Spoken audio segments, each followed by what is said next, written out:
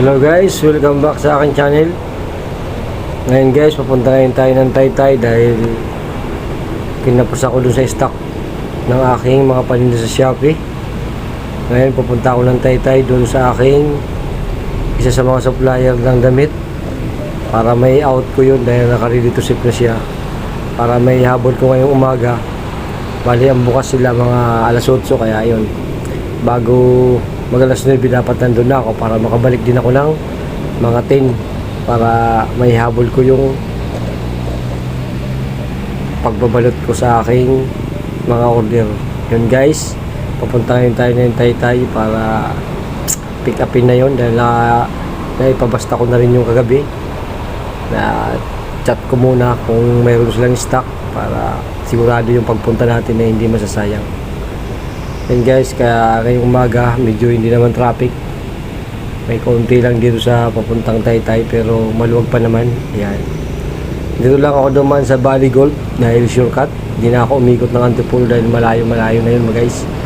Dito kasi sa Antipolo yung dinaanan ko, itong gamit kong motor, yung luma akong motor ay may sticker siya, o 1 taon yan, para bago mag-expire dyan sa mismong subdivision ng Valley Gold yung shortcutan. Parang exclusive kasi siya guys, kailangan kung papasok ka dyan meron kang sticker yung sasakyan mo.